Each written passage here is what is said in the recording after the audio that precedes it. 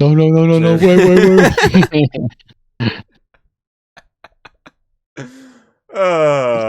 Fuck it. Hello and welcome to the Chat Cave podcast, where we talk media in the forms of discussions or reviews. Today, as always, I'm your host, Drinking Thomas Hughes. I'm joined by my lovely Wait Punisher meme co-host, Mr. Zenny F _ aka Connor O'Shea.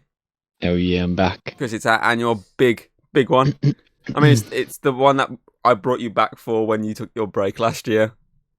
And Whoa, you can't talk about that on YouTube. I know it's a big one, but come on. What, your tiny penis? I know it's a really big deal. It's a real big deal. That tiny ass micro penis of yours. But yes, obviously, as we said last week, we were going to do it. It's our annual voting for the Game Awards since they put the nominees out. And yeah, I'm going to get straight into this. Obviously, my screen will go blank very momentarily because I'm just switching to little cams. Little cam. Ding, ding, ding. Little cameras. Bing, bong, bong. We're in the top right hand corner. Right. But make sure I'm actually on the right screen when I'm trying to do the voting because it's going to get very confusing if I'm not. Anyway, so yes, we're going to do. There's 31 categories as usual, and we're going to bash through these backwards since we want to build up to the game of the year. And obviously we'll have a talk about if there's categories where we can actually talk about them, then we will. If there's not, then we're just like trying to brush over them. Like, for example, we're not going to know anything about the best esports event really. Yeah, I know one out of all these. Well, I know 3 of them, but only one that I've actually probably watched. So. Which one's that? Evo, which is obviously like fighting championship stuff. So that's the only one I've seen stuff from. Okay, so we've got the 2023 League of Legends. We've got Blast.tv Paris Majors 2023, Evo 2023, the International Dota 2 Championship 2023, and the Valorant Championship 2023. So obviously League of Legends, I know what that is. Blast TV, I'm guessing, is CSGO. Dota 2, I know. Valorant is CSGO. Literally the only one I'm going to vote for is Evo. Oh my god, I'm losing my voice. I think there is there is a category for best esports. I think it does. You can these one with the yellow and like, the fluorescent looking t-shirts. Oh yeah. I think they use that picture for one of them, and it does tell you what it is. Oh, okay. Right, I'm gonna vote Evo anyway. That's Evo. We should just go random on this one, don't we? Usually, so I have no fucking clue. I don't follow esports. We usually just go off the pictures, don't we? Whatever cracks us up the most. Ooh. I mean, look, the guy in number 4 looks pretty hilarious. Yeah, I was thinking that too. But then again, the one, the Valorant one, that there's the guy at the back is just like he's going, yeah. They've all got the trophy in there, like whoa, and he's just like, I can't get my hands on it, but yeah. Between those two, because I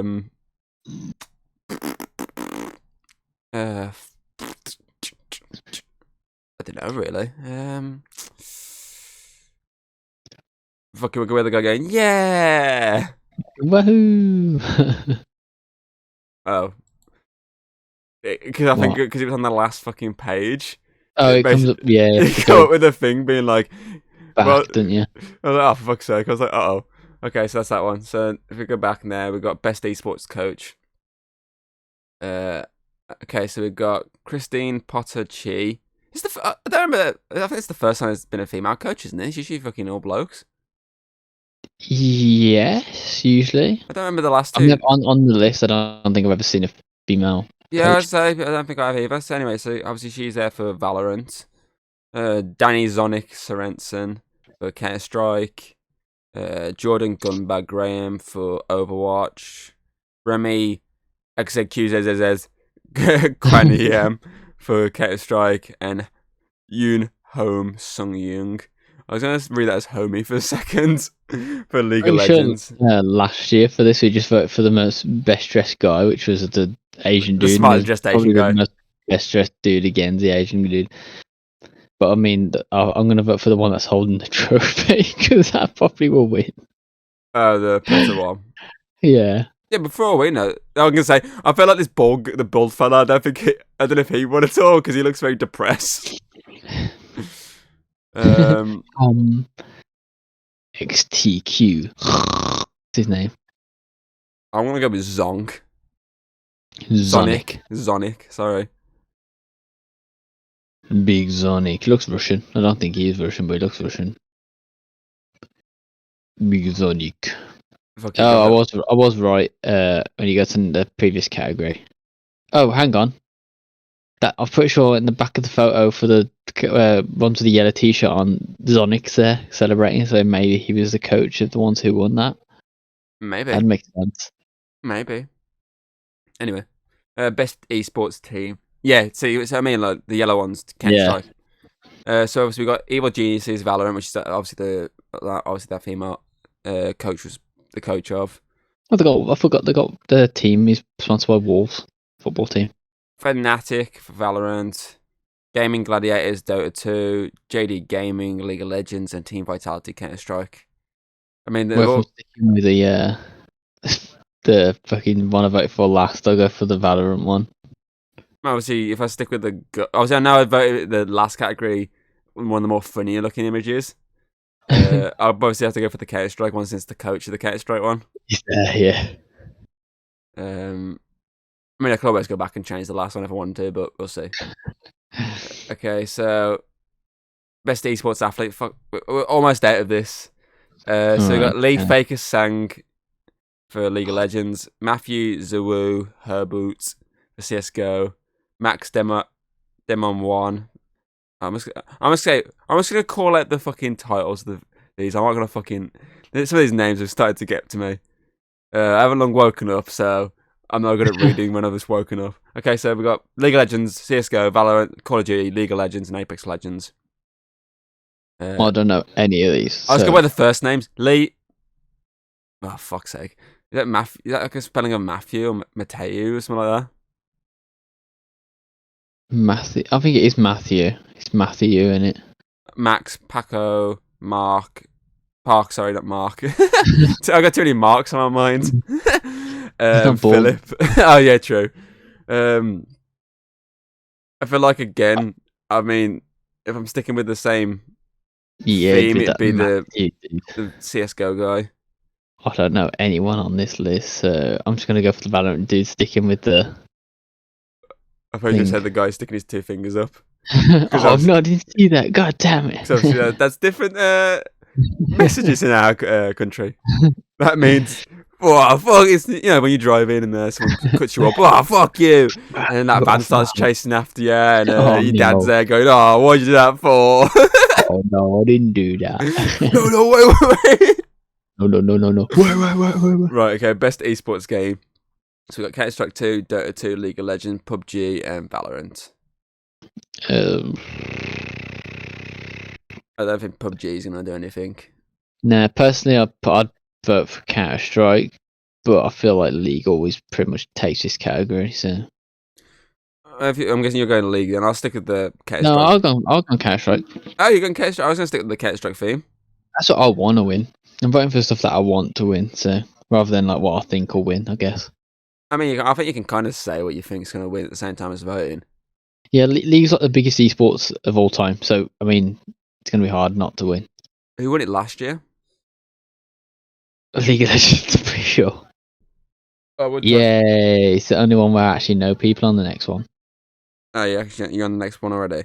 I haven't voted yet. I always want to see who won last year so I can see who won last year. Game of the year 2022 best esports.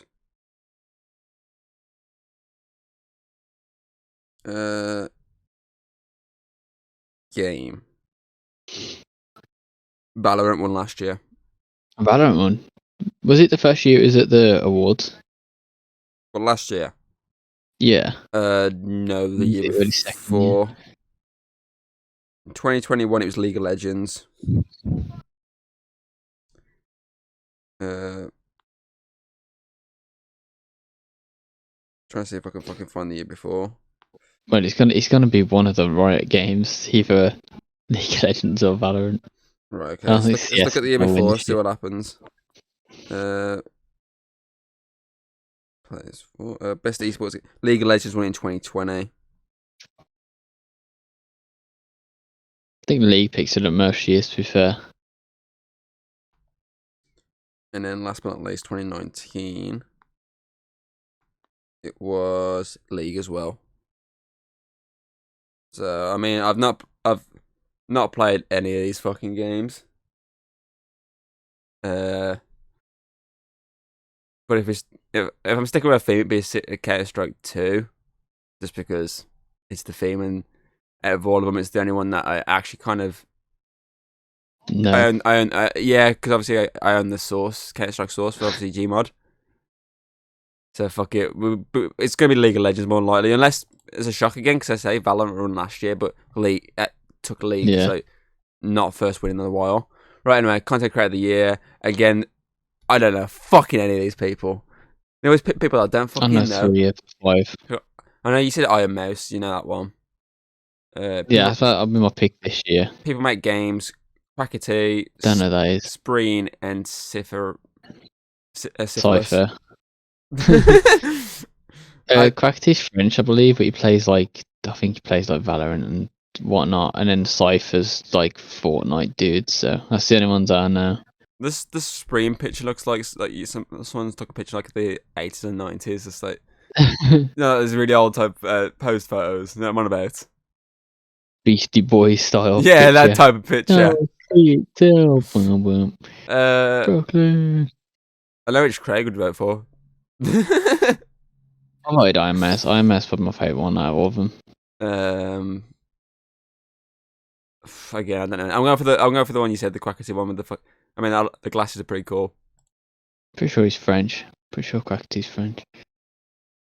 Right. Anyway, now on to the actual fucking stuff we want.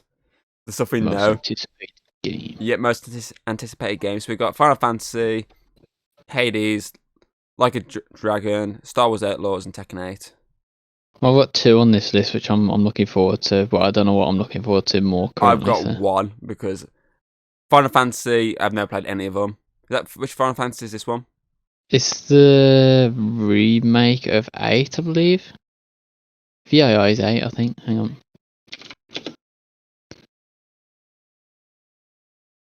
No, 7. Final Fantasy 7, sorry. I've never played any Final Fantasy, so I have a clue. Hades 2, never played Hades 1, so, you know, Like a Dragon, don't know what the fuck that is. Yakuza spin-off. And Tekken 8, yeah, I played the last Tekken. But, you know, I only brought that because fucking we did it for the little games nights we used to have. So for me, it's going to be Star Wars Outlaws. A, it's IP I know. And B, it's a Ubisoft game and I usually end up playing Ubisoft games. If I had a PlayStation, Final Fantasy would probably be my pick. But I don't, so... I reckon that'll win, personally. I think that'll more likely win. I honestly think Hades will pick it up. Hades was massive. Hades won like stuff when it first came out last year. Was it last year? It come out or the year before? It won quite a few categories last year. Year before, I think it might have been.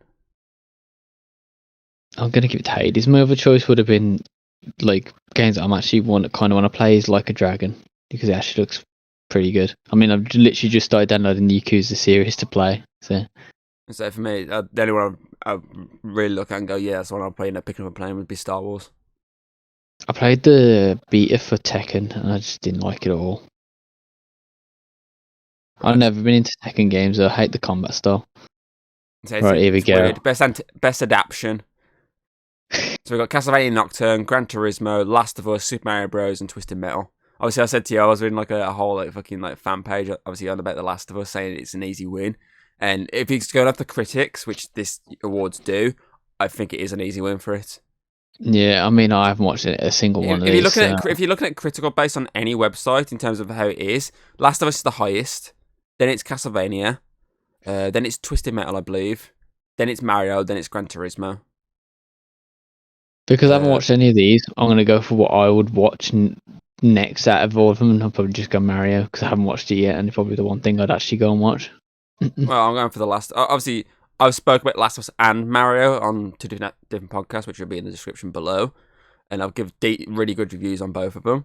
But I'm going to give it to Last of Us. It's just the one that was probably the most faithful. Yeah, it changed a few things, but it was very much like playing the game. Whereas Mario... it was more of a fan service type film, if you know what I mean.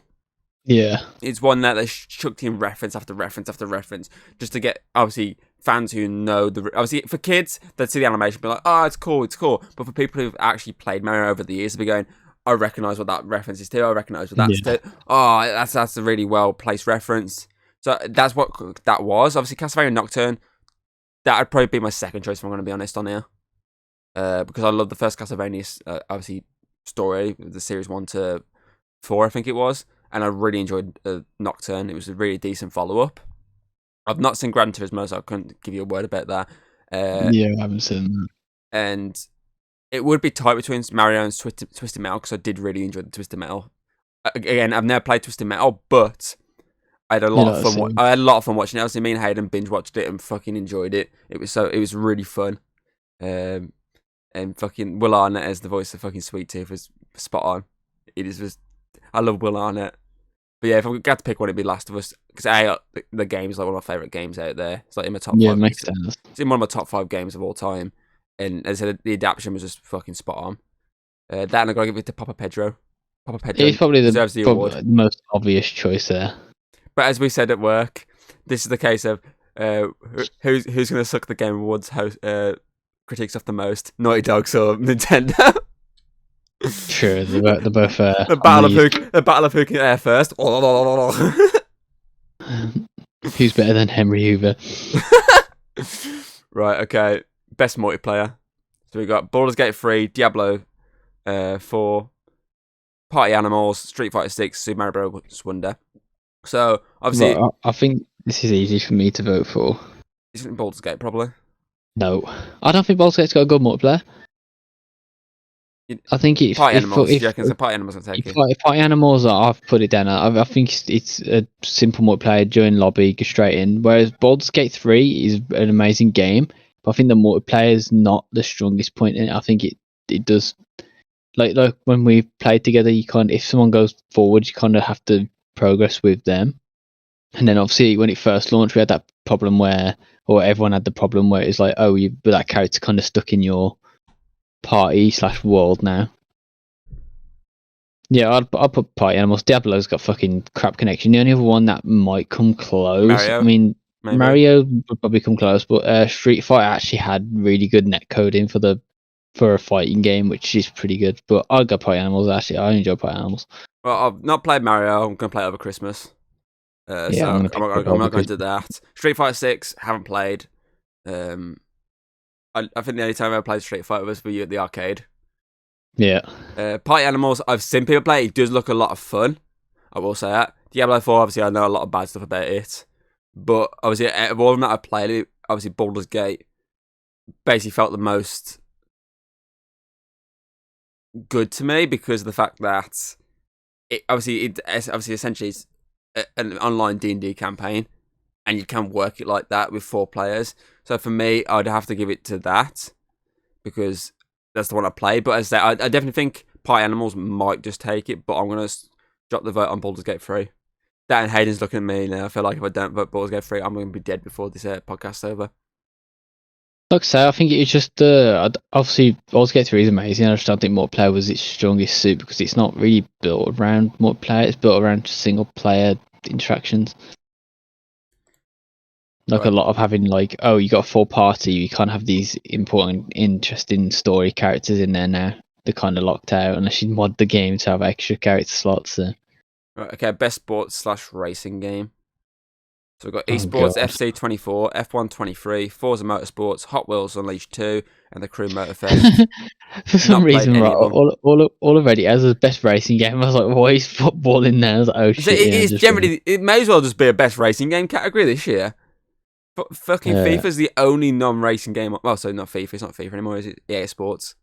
Yeah, I didn't even know the second Unleashed came out yet. I thought it was coming out. I didn't realise it come out yet. I mean, I've only played 2 of these, and I'd have to probably vote for Forza Motorsport. Formula 1's pretty big in the racing scene, but it's very niche community. The Crew is pretty big, but it's the Motorfest one. It just wasn't as good as the Crew in general. So I'd give it Forza Motorsport. Do we know how well FIFA did when it came out? I mean, so EA Sports did when it came out this year. I mean, it always sells well, but I think review-wise, it is really bad. Sweet, so have a I check. mean, you could. I remember you could make custom characters, and you could make them like giants. So like you have normal players and these giants running around the pitch, man. Right, let's have a look on Metacritic. I feel like it's gonna be bad. EA Sports FC 24. Because this was the first one without FIFA in the Yeah. title, wasn't it? Actually, let's have a look at critically 75 on Metacritic. User score 2.5. Jesus. I was going to look at one of the reviews to see what people said. First review I can't fucking read because it's not even in English. Okay, second review. I only play online season. This game is total garbage. Gameplay is just like a team of 3-year-olds playing soccer. All gather towards the board, dribbling like a dance. Passing system is broken. I'm going back to 23 and play on. Such a marvelous shame. And I can't read the third review because again it's in foreign. That's the PlayStation port of it, but the Xbox port. Xbox port is 78 critically. Still 2.5. Well, that might be too low overall. It's EA for you. When do they ever do anything crazy with EA Sports? I mean, the only thing they've ever done with FIFA and whatnot is just the Ultimate Team, and that came out in 2010. They've not really changed anything since then. F1 23 has an 82 critic score and 6.2 user score. Jesus, I thought F1 was bigger than that, like high rated than that. Forza Motor's got a pretty low reviews, I feel like. That's 2017, Tom. Get the right fucking year. It has 85 and 7.6. Is the highest. That's pretty decent then. I didn't think it'd have a high review just because it was like, oh, people that took cars out of the original game. I mean, obviously, I fucking played FIFA back in the day. Obviously, I played it not long ago. It's the fucking old one. Obviously, they say it's the first without the license of being called FIFA. Yeah. It's basically Pro Evolution Soccer without Pro Evolution Soccer in the name. Obviously, F1 I played a couple of them back years ago. Forza Motorsports, I played the Forza with you, didn't we? Yeah, I played Horizon. Hot Wheels Unleashed 2, I played a bit of the first one, not too much, but a bit. And the Crew Motorfest, I played a bit of the first Crew again, not too much. But if I was to give it anything, that I'd probably think, like, if I look at that and go, if anything's going to win, and so in terms of visual look at it, I'm guessing Forza probably looks the best out of all of them. Yeah, Forza by far is probably visually the best. Because as I say, I know what we did the last one, obviously, was it last year or the year before we played it? I think it's last year. Because we did a recording on, didn't we?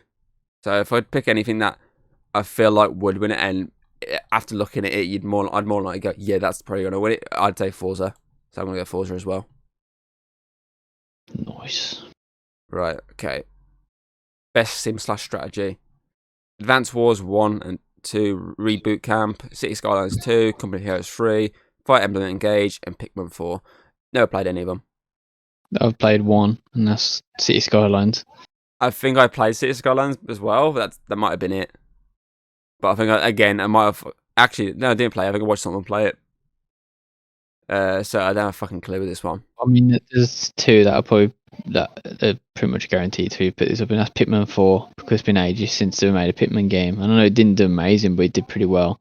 And probably Fire Emblem, because it's got such a hardcore fan base. I thought you were going to say because it says Nintendo below it. I mean, I've got City Skylines though, because it's the only one that I've played out of all of them. So, well, I'll notch Nintendo off for this one because as I say, it's I don't know. I'll give it Nintendo a quick gobble. I'll give Pikmin for it. Okay, best family. So we got Disney Illusion Island, Party Animals, Pikmin 4, Sonic Superstars, Super Mario Bros. Wonder. What the hell is Disney Illusion Island? I don't know. I said that when I first sort of glanced through the categories. I don't have a fucking clue what it is. Never heard of it. It's a trick. I mean, obviously, Party Animals is on there, which was a decent sort of multiplayer game. But it's Mario. Tell me when Mario hasn't won family. I think I'd pick Mario. I think this is probably the best family. I mean, I've it's the only game I think I'd sit down and play with everyone. And so I've seen gameplay from it, and it does look pretty fun. So I feel like it's always Mario every year. So I feel like it's gonna win it. I mean, Mario's built for a family-based system. I mean, look at Mario Kart; it's built for a family-based system. So it's easily gonna be Mario. And I feel like if I played all of them, I probably would choose Mario as well because I do like a good Mario game. And I know this one's supposed to be really good. Okay, best fighting game. I played one of these. So we got God of Rock, Mortal Kombat 1, Nickelodeon All-Star Brawl 2, Pocket Bravery, and Street Fighter 6. If you look at reviews, I reckon Street Fighter 6 would take it. Yeah, I would have picked Street Fighter 6 anyway, just for the overall multiplayer experience, and Mortal Kombat 1 not even coming out with cross-play, and the fucking multiplayer being way worse than Mortal Kombat 11 was, which is everyone's main complaint is how can they go back on the multiplayer. Obviously, I think the single player stuff everyone was pretty impressed with, but the multiplayer was everyone was like, this is dreadful. So I've only played Mortal Kombat, so that's the one I go for. Because even though I've only played, apparently I played a bit of it the other day. I was playing the Omni-Man. I played Omni-Man for a bit, and I looked at my fucking playtime afterwards, and I only played about 12 hours of it. I thought I played more than that. Yeah. But yeah, I'll probably go with that. So I played more of that than I have. Well, I've not played any of the other games, so it'd have to be Mortal Kombat 1. But yeah, obviously talking about Mortal Kombat, I fucking picked this bad boy up the other day. Oh yeah, little Scorpion. But I also have a little Sub-Zero as well. I I got the whole set. Pow pow. Put that back there. But yeah, as I say, I've already played Mortal Kombat, but I reckon Street Fighter take it just because I know the fucking reviews for that are fucking really high. Yeah, I know they're higher than Mortal Kombat, but you never know. We've seen stranger things at the Game Awards. Okay, so we got next. We got Best RPG. I think this one's easy. So we got Baldur's Gate 3, Final Fantasy, Life of P, Sea of Stars, and Starfield. There's actually 3 on this category. I could pick it up. Baldur's Gate, obviously, 100%. He's more than likely going to pick it up. Final Fantasy, because you got PlayStation fanboys and reviewers who suck off anything Final Fantasy, and a surprising release that did really well was Lies of P. I know it was really highly rated by people, so I don't know how it was critically because it's a Soul style game and critics aren't very good at games. So So I'll probably go Baldur's Gate. Obviously. Yeah, I'm going to go Baldur's Gate 3 because A, it's the only one I've played, and B, it's the fact that it says for the best game design with rich player character, customization, and progression, including massively multiplayer experience, which is Baldur's Gate 3, hands down. I mean, let's just cut off. I mean, Sea of Stars is obviously a pretty highly rated indie game, but I don't think it's going to pick it up. And Starfield does not deserve best RPG. I'm sorry. So it's easily going to be fucking Baldur's Gate 3. Literally, the only thing that's designed to lure you into alpha, make you want to trust the Emperor. Stop talking about Baldur's Gate. It's not your video. This is ours. Go away. Just take a finger up at you. Right. Okay. Next category: Best Action Adventure. We've got Alan Wake 2, Marvel Spider-Man 2, Resident Evil 4, Star Wars Jedi Survivor, and Legend of Zelda: Tears of the Kingdom. I'm guessing fucking Zelda probably put this up. The only one I've played is Resident Evil stuff, so I'm going to pick that. Obviously, I've played 3 of these: Spider-Man 2, Resident Evil 4, and Jedi Survivor. I'm going to go Spider-Man 2. Hands down for me. I would not have guessed that one. See, out of all of them, if I was to put them in order, it'd be Spider-Man 2, Resident Evil 4, then Jedi Survivor. But as I say, I reckon it wouldn't surprise me if fucking Tears of the Kingdom doesn't win it. Wouldn't surprise me. Then again, Alan Wake 2 could fucking come out nowhere with it. It's true. Because I know, obviously, it's got one of the most nominees alongside Baldur's Gate. A bit like last year when we had God of War and Elden Ring being quite highly nominated. But yeah, I just think for me, Spider-Man is, in terms of the best action adventure game, combining combat with traversal and puzzle solving, that's what Spider-Man 2 had. I know Alan Wake 2 kind of has that as well, but then again, that's the whole thing with Zelda, isn't it? Fucking puzzle solving. Yeah. So I reckon, for me, I reckon Zelda's going to win, but I want Spider-Man 2 to win. I feel sorry for it because it went out into 20... When did God of War come out? Was it 2017, 2018? The first God of War? Was it that? I thought it was earlier than. I thought it was 2016, but I always get it wrong. But, I mean, obviously the first game came out the same year as that and Red Dead 2, and obviously it did nothing at the Game Awards, and I was like, that's a shame, because any other year it probably would pick it up, and I feel like it's the same this year. especially with the fact that obviously got Zelda and obviously Baldur's Gate 3, and now Alan Wake 2 fucking getting all the, obviously the most very high nominated. I think any other year it'd probably pick up quite a few awards, but I got a feeling it's going to be fucking dick to every single fucking possible corner. I mean, let's be real, the worst release timing for a game ever has to be both of the Horizon games. They come out at the worst times.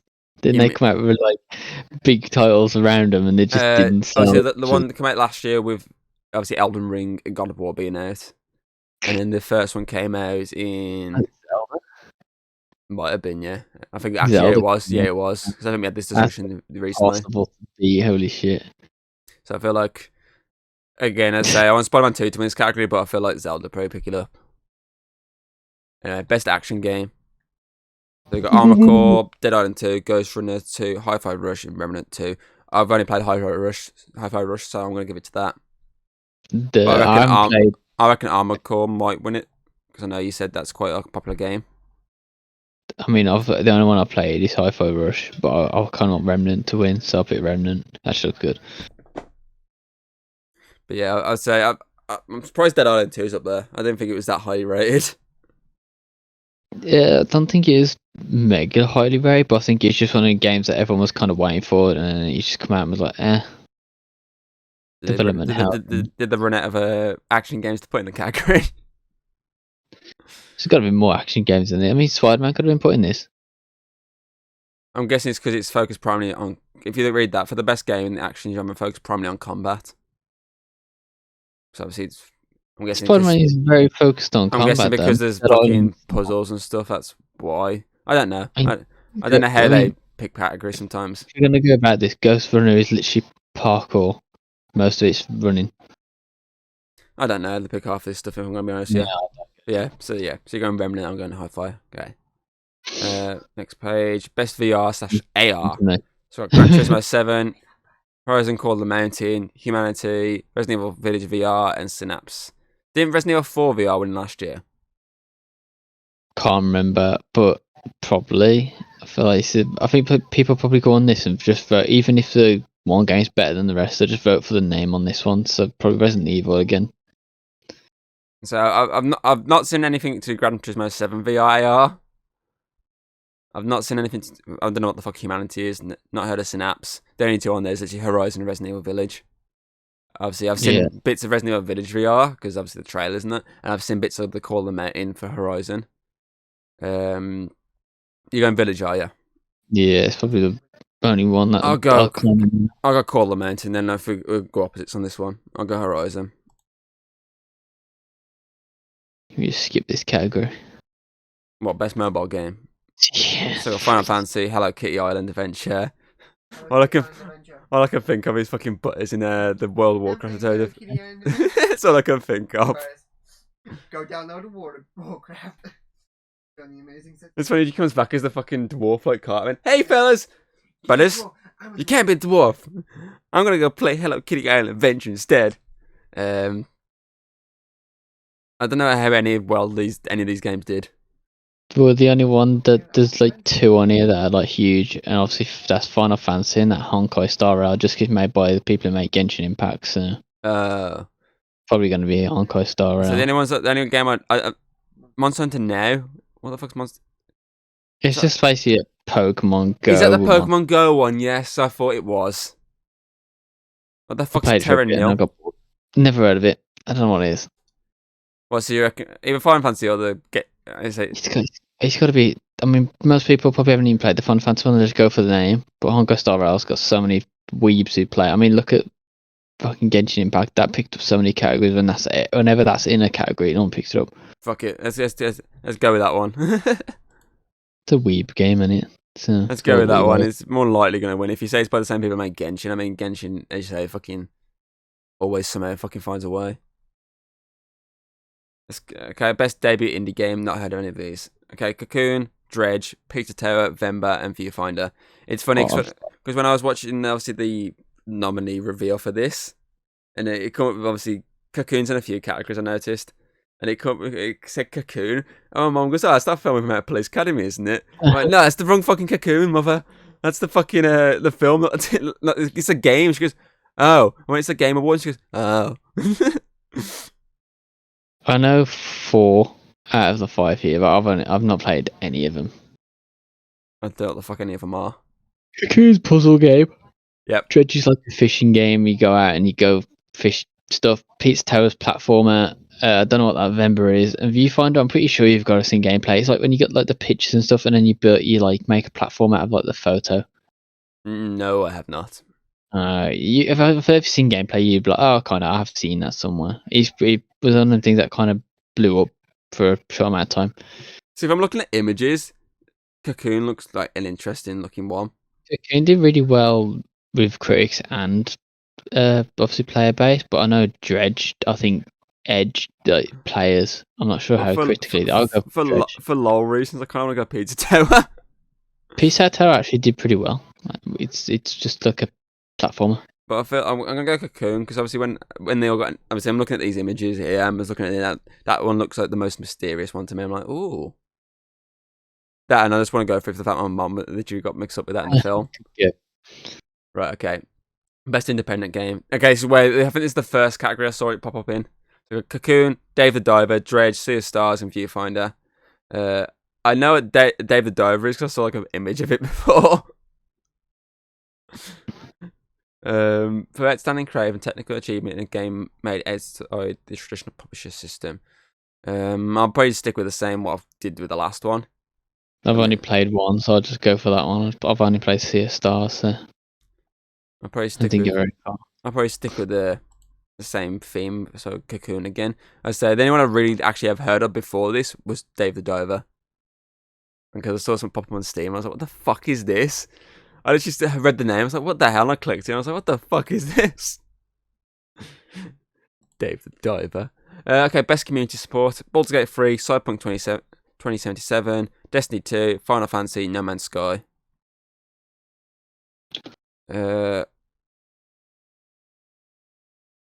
See, this is a hard category. I feel like,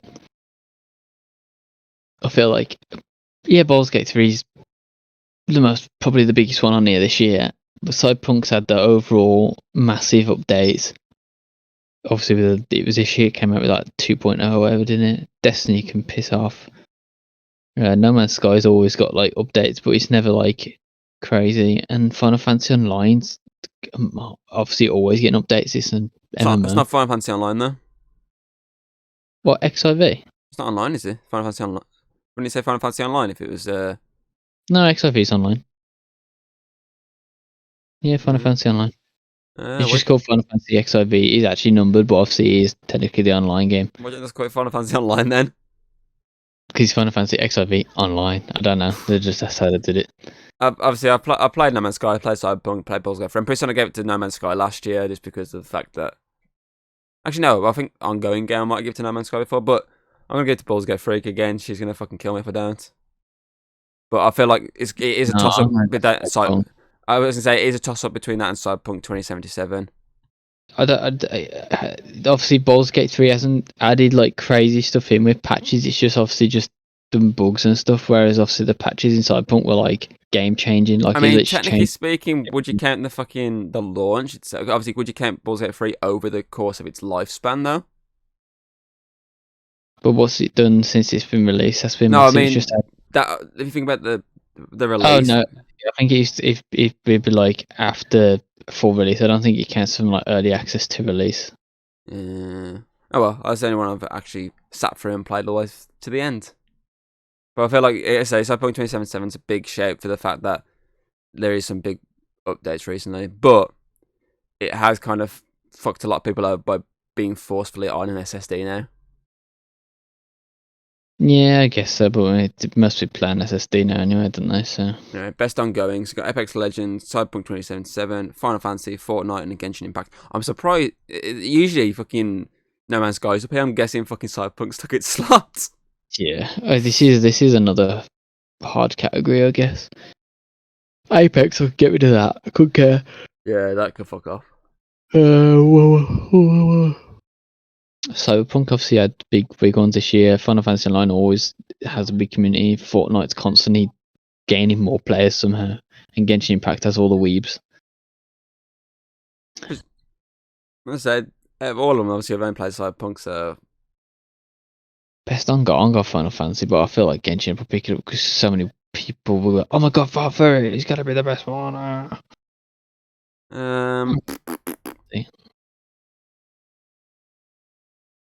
Fuck yeah, I'll go Cyberpunk on this one because that's anyone I've actually played, even if I've only played about an hour of it. But I agree with you, it might more than likely get something like Genshin.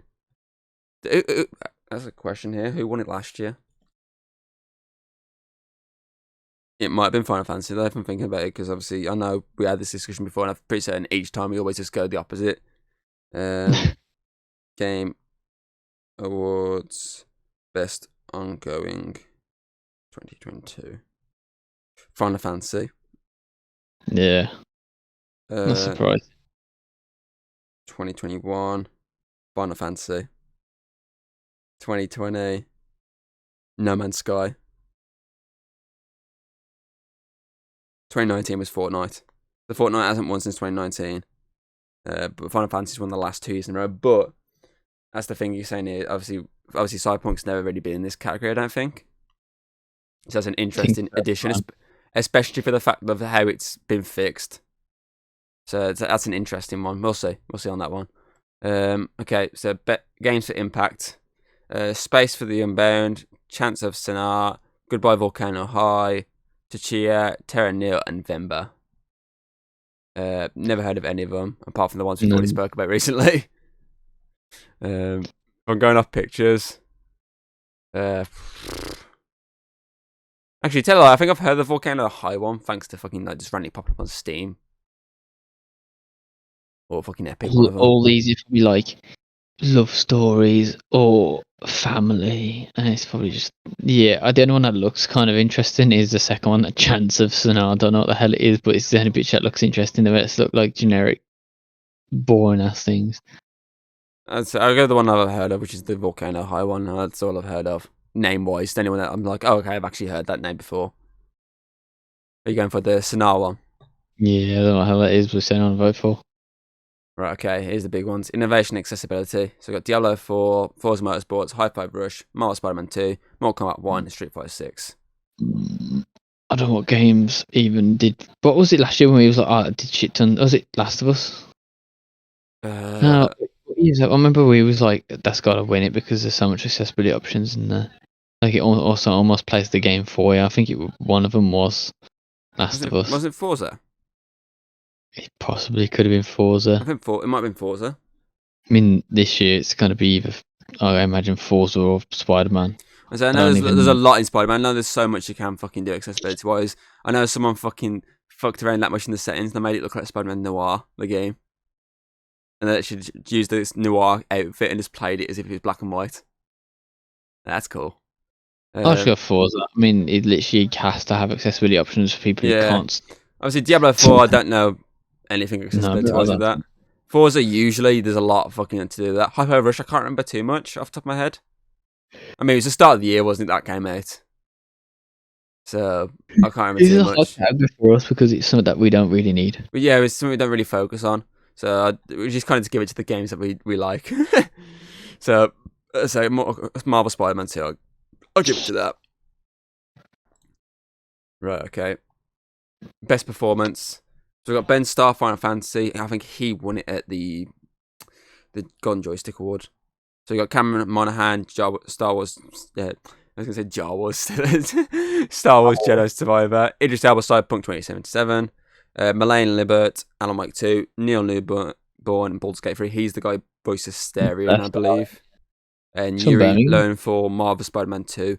I'm going to give it to Yuri for Spider-Man 2 just because I think Cameron Monaghan does a good job in Star Wars. Don't get me wrong, I really enjoyed his performance in both Star Wars games. Obviously, I've not heard Ben Starr for Final Fantasy. I've not heard Idris Elba. Obviously, I know Idris Elba's voice, but I don't know his performance in Phantom Liberty. I've heard it's supposed to be really good. Obviously, Melanie Libert. I've not played Alan Wake 2. I've not seen much about it, so I don't really know who she's playing in it. Obviously, Neil Newborn. It's a good shout because he does a good job as Asterion. And out of all of them, he's probably the only one you can actually shag in your gameplay. Or get fucked by, depending on methods. But I'm going to get to Yuri for Spider-Man because I think as he did a good job in the first game, obviously voicing Spider-Man. obviously did good job in Miles Morales, but he passed it on to more Miles, his actor, to play. I know in the Golden Joystick both are up for this award, but I'm guessing others chose the one for this. Yeah. Which is, I think, was it last year? I think it was. There was actually wasn't both Kratos and Atreus up last year? Yeah. So that was a rare one where obviously you had both actors from the game up. Whereas this, obviously, they've gone for kind of one from each game, which is a kind of a bit nicer. So what are you doing next to me? So yeah, obviously, I feel like if I wasn't giving it to Spider-Man, it'd probably be Baldur's Gate for a Jedi Survivor. But as I say, I feel like for the obviously the fact that it's not just him as good Peter, like he has the moment where he goes full evil Peter, which is really well done. Then again, I'm guessing it's just because it just sounds like Tony Todd in general. I'm guessing that's probably why Venom voice actor's not on there, because it's just Tony Todd in general. It just does his normal voice pretty much. That, and he's not in it as much as all these. I'm guessing these are all fucking like main carries of every single fucking one. But yeah, for me, it's gonna be Yuri. Who are you going for? I got Baldur's Gate 3. So Baldur's anyone I know, and other than Idris Elba, obviously. I reckon it wouldn't surprise me if he doesn't win, because as I say, I heard some really good stuff about his performance. He's the most famous face on there. Pretty much. Obviously, in terms of video game wise, I think obviously Yuri's probably a bit more famous. And Hayden said Ben 10, yes, because he was the voice of Ben 10. Right, okay, it's in best audio design. Alan Wake 2, Dead Space, Hi-Fi Rush, Marvel Spider-Man 2, Resident Evil 4. Not played Alan Wake 2 or Dead Space, so I don't have a fucking clue about their audio designs. Hi-Fi Rush, I can't remember too much. It had some decent audio. Resident Evil 4, decent audio. But I said to you, just for the utilisation of the fucking PS5 controller, it'd be Spider-Man 2 for me. I'm just going to go Resident Evil against anyone I've really played, so...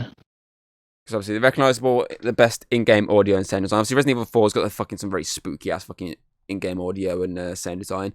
Hi-Fi Rush has got some very funky audio.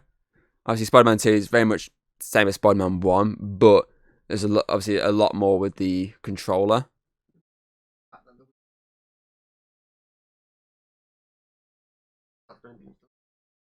But yeah, so I don't know much about Dead Space 2 or Alan Wake 2 to actually... Dead Space and Alan Wake 2 to actually fucking comment on their sound designs or audio designs.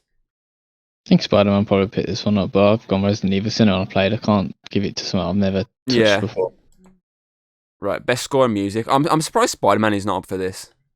I was very surprised. I was listening to some of its music the other day, and I was like, especially when it goes like the Craven sort of stuff in the Venom soundtrack, like it's really fucking good. You fucking plug your headphones in. It was plugged in. It fucking wasn't. I could hear it fucking playing. But yeah, I was very surprised when I saw this that it wasn't up for it. I was like, oh, that's a shock. But anyway, obviously, Baldur's Gate is very, what is it, orchestral, same as Final Fantasy, and so's Legend of Zelda. It's normally big orchestral ones I get on here, same as last year. Pretty sure Elden Ring was on here. That's but fucking Spider-Man 2 is. It's like a normal. No, then. So you got Alan Wake 2, Baldur's Gate 3, Final Fantasy, Hi-Fi Rush, and Legend of Zelda. I've only heard of Hi-Fi Rush's in Baldur's Gate 3. I did like Hi-Fi Rush's fucking music and soundtrack.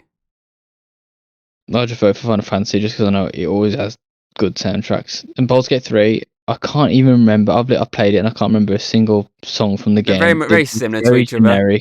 They're very generic. Hey, come on. You remember one song? Down, down, down by the river. What? That song, you remember that one? The Down by the River one? That's always the fucking... I remember. When you boot the game up. You constantly commented on the fact that you kept hearing it constantly. Looks like it shows you how much you played that game. I'm going to go Hi-Fi Rush.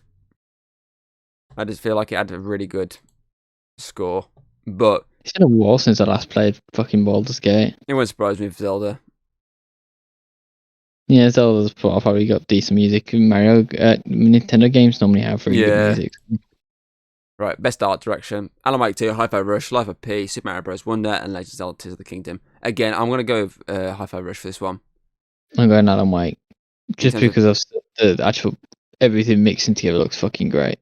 actually want to play it just for the actual design of the game. Between those two for me, but I'm gonna give it to the one I've actually played, which is Hi-Fi Rush, because it was a really well designed game. Like, the art is like, I mean, it's all art. Like, it's not like whereas Alan Wake 2 is basically digital, like in terms of like just you're in the mill type game. This is a very more artsy fartsy type game, which is unusual. That I've really enjoyed that type of game. I'm gonna give it to Hi-Fi Rush for that one. I had a lot of fun with that, but yeah, it wouldn't surprise me if then again, it wouldn't surprise me if Zelda doesn't win or won the Mario one. And Nintendo's got the biggest chance here. There's 2 Nintendo games up for it. It wouldn't surprise me. But yeah, I get what you're saying with the Alan Wake 2 one. It is very the combination of live actions digital is really good. But is this just more focused on the digital side of the live action side as well? I'm not too sure. Anyway, we're almost done. Best narrative: Alan Wake 2, Baldur's Gate 3, Cyberpunk 2077, Phantom Liberty, Final Fantasy, and Marvel Spider-Man 2. Again, between Baldur's Gate 3 and Spider-Man 2 for me, but it's going to be Spider-Man 2. The story in that was just so fucking good. It has to be. But I do love that, obviously, with Baldur's Gate 3, it wouldn't surprise me if that doesn't win it, just for the fact there's so many different options. There's no way Baldur's Gate doesn't win this one.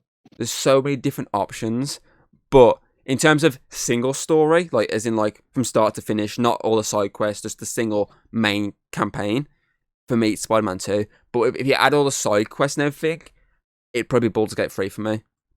Because there's that much you can do, there's that many ways of retelling the narrative. It would be that for me. But if you're going for a single story-based structure, it'd be Spider-Man 2. But I do think, but it wouldn't surprise me if Baldur's Gate 3 doesn't win. But I've not really seen the story for the new Phantom Liberty, not seen Final Fantasy, I've not seen too much about Alan Wake 2. But I agree with you. I feel like Baldur's Gate 3 more than likely would take it, but personally I would love Spider-Man 2 to take it because I just love the story. I'm guessing you've gone for Baldur's Gate 3 on that one. Yeah, 100%. Okay, so best game direction. So award for outstanding creative vision, innovation in game direction and design. So you've got Alan Wake 2, Baldur's Gate 3, Spider-Man 2, Super Mario Bros. Wonder, and Legend of Zelda: Tears of the Kingdom. There's only one obvious choice that actually changed the way gaming's been looked at this year, and that has to be fucking Baldur's Gate. It literally changed how people were looking at games, being like, oh, you can't just make a game like this, you have to have a single story. And then they came out and was just like, yeah, we've just totally revamped everything. And the game designers like, oh, we can't hold games to this standard, this is insane. Though I love Spider-Man 2, and obviously it's basically Spider-Man 1 with a few additional features, like obviously the symbiote stuff and obviously whatnot. But I agree with you in the Baldur's Gate 3 thing, but Alan Wake 2 has got to be a good shout as well. Yeah, Alan Wake 2, I think did creative vision. Yeah, I think the use of like real life live action scenes and stuff is really interesting. But I think where it had the most impact has to be Baldur's Gate. I mean, look at all developers that came out and was like, we can't follow this game. Don't expect game developers to make games this good and big. It's not going to be. It's not possible. It's not what it is. Because I definitely think it's between those two. But I'm going to go Baldur's Gate 3 because that's the one I played. Like I say, I like Spider-Man 2, but just like fucking obviously the Zelda game, it's just basically it's literally just an updated version of the previous game. There's not much more to it. Obviously, Alan Wake 2, it's definitely a big step up from the first one. If you ever seen any gameplay from the first one, it's a massive step up.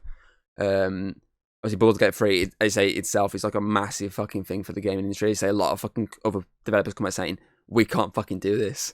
It's like, don't expect us to make a game like this good. It's just that well done. So yeah, I feel like Baldur's Gate 3 will take it, but I think Alan Wake 2 is definitely a dark horse in this category. Well, it's the big one, isn't it? Game of the year. So yeah. As I say, Alan Wake 2, not seen anything really much about it, so I can't really say anything. I think we both said the only two we really played was Baldur's Gate 3 and Resident Evil 4. Obviously, I've played Spider-Man 2 as well. So obviously we're going to probably wipe off Alan Wake 2, we'll wipe off Resident Evil 4, and we'll wipe off, I'm guessing, Super Mario Bros. Wonder. Yeah, I think Spider-Man's not really got a run in here as big as he was out of the two that we know. That's what I said to you. I said to you, obviously, recently, at the moment, obviously, in terms of story, Spider-Man 2 for me takes it out of Baldur's Gate 3 for the main narrative. that's not including side quests. That's the main story. It hit everything. It was just everything I wanted from a Marvel Spider-Man game. It just was outstanding. But the lack of New Game Plus and the lack of replayability in terms of the fact that obviously with Spider-Man, even the last two, obviously Miles Morales and the first Spider-Man, one of the big things was the suits. And obviously New Game Plus adds the aspect of I can replay the game in, I don't know, like I said, a Spider-Man Noir, I can replay the game in the Spider-Man Noir outfit or the 2099 outfit. Whereas Spider-Man 2, at the moment, doesn't have New Game Plus. So you want to replay it, you've got to grind and earn those suits again. Which, I mean, you can probably agree with me, that's a pain in the arse. Yeah, that bit. Like, for example, there's a suit you can get towards the end of the game, which is a Carnage-inspired suit for Miles, I think it is, off the top of my head. Say for example, that's my favourite suit in the game. I can't remember which one it is off the top of my head, which is my favourite suit. But say, for example, that's my favourite suit. You're telling me I can't play with that suit until basically pretty much the end of the game, which, is a bit shit. So until New Game Plus comes out, Baldur's Gate 3 for me just top Spider-Man 2 in terms of replayability factor. Because that's what you want to look at sometimes in games. Obviously, yes, games with narratives you can look at and obviously compare, and I say, for me, the Spider-Man 2 main story is better than Baldur's Gate 3 main story. But sometimes you also have to look at replayability factor. Like, if you want to sit through a game again, and say, without New Game Plus at the moment, Spider-Man 2, you got to grind and do everything. You got to collect all your gadgets, you got to do everything over and over again. I feel like with a game like Baldur's Gate 3, it's fine, because you can do a different story, if you know what I mean. So you can literally, you can go, this certain set of armor I like, you couldn't get it till late in the game, but that's fine because you're doing a different path anyway. Like, for example, just to get out of Act 1, you can get two paths out of Act 1. You can go one way, you can go the other way. Like, that's crazy that a game can allow you these different paths, obviously, on this scale of a game. So I feel like at the moment, it'd be Baldur's Gate 3. I mean, even on top of that, just the overall of the game, what it's done for the gaming community has to be Baldur's Gate 3. I mean, obviously I've not played Alan Wake 2, but I don't think it's this massive thing that's going to change how gaming is. And out of all of them on the list, like I say, Baldur's Gate's the only one that I've seen other developers and other games come out and actually praise another game for how much it's innovated the scene. And obviously at the same time get told we can't keep up with this game, which is crazy to me, because I feel like after it released in early access, I don't know, and it did so well, I'm surprised other AAA studios haven't gone, we should release in early access as well.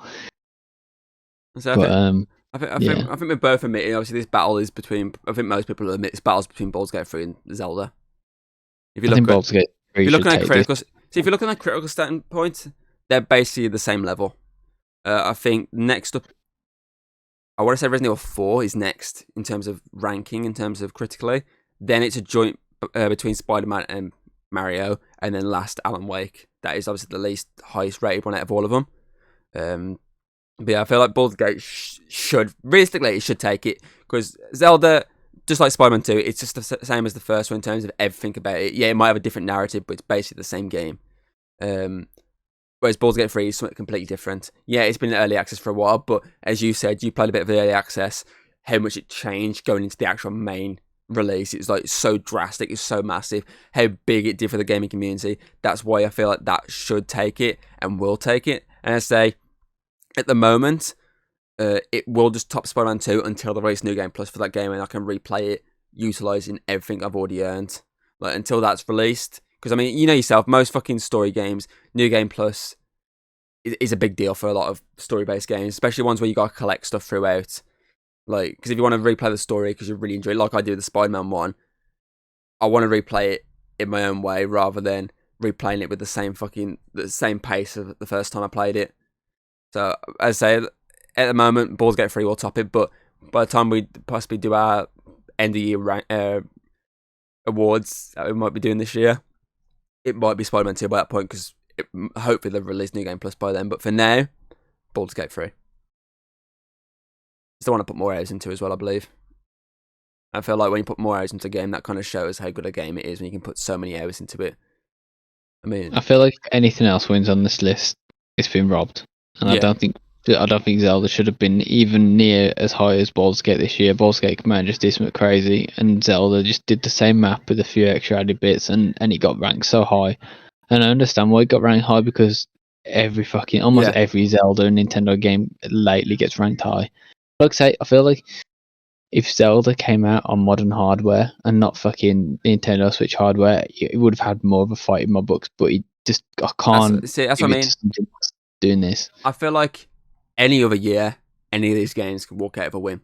Any other year, these games would probably be the top choices over a lot of other ones if there's no bigger candidates. Like for example, the 20 obviously. What you stated is like a weird year. The 2021 year, obviously, It Takes Two won. I feel like that year, any of these games could have probably walked out over It Takes Two. Like it was a weird year for game. Like I say, not a lot of stuff came out. Whereas this year has been there's so huge. much. I mean, you can see there. Massive. That's not even all the games that have come out. I mean, as we've gone through all these ones, you've had like Forza, you've had Star Wars. Like, there's been that many fucking big games that have probably missed out on this. I feel like if fucking Star Wars had come out and not been busted as ass as it was when it first came out, it could have probably stood a chance of being up here, because it was a really good game. But I think because obviously the fact it came out pretty much broken, I think that's what's hindered. I feel that's what hinders some games. If they come out broken, I feel, like, quite broken. So I know Spider-Man 2 had some issues, but not your foot kind of broken. Like say like Cyberpunk when that came out, obviously that didn't come out broken, it probably would have stood a chance of being nominated for a Game of the Year award. But it come out broken as ass, so it was never going to be nominated for the biggest of awards. But yeah, I just feel like any other year, any of these games could take it. But I feel like this year, as you say, if Baldur's Gate 3 didn't take it, it's been robbed. But if Spider-Man 2 does somehow surprise me and win it, then I'll be like, whoa! That's the only other... That and Resident Evil are the only other ones that I would like to win if it wasn't Baldur's Gate 3. They're the only other two that I would like to actually come out and win, because those are the other two I had really a good time with this year. But yeah, I feel like that sums up. That's 31. We've done all 31. We both agreed this year on the Game of the Year. We've got to come back now and we've got to find out how many we got right. Well, if you at some point jot down the ones you voted for, I'll do the same. And obviously, when it comes to it, we'll both compare it when it actually gets revealed. Well, we got the list. I've logged in and done it. So when we go back, if we come back and just click on, we should be able to go through them all anyway. Like we've done, we could do the same format as this. We go through them and see which ones we got right, ones we got wrong. If we agree on it or not. Yeah. I mean that's an easy enough podcast to do. Yeah, we'll do that. It's trying to think of another topic for that episode. Just fucking go back through and see who's the victor between me and you, who voted the right amount right and who voted the right amount wrong. Be an interesting one. But yeah, I was on. Let me get Big Cams back up for a minute. Ding, ding, ding, ding, ding. There we go. Yeah, I mean that's pretty much the last 10 minutes. So pretty much that's pretty much it. Put in the comments below who you think deserves Game of the Year. And obviously, if you've done this as well, as we've done, put all them in the comments. Put all your basically who you voted for each category. Obviously, put the category so we know which one you're on about next to it. Put all them in the comments below, and we'll see how different your opinions are to ours. Obviously, you can check out our previous years ones where we've spoke about the same format over the last 2 years. That you can check them out. I'll put them in the links below. You can check out all our other podcasts on Spotify, our podcast, Audible, etc., etc., etc. I think that pretty much sums that up for today. Yes, nice longer one because we have to go through everything. But yeah, we hope you enjoyed, and hopefully we shall see you next time. Goodbye. Peace out, man.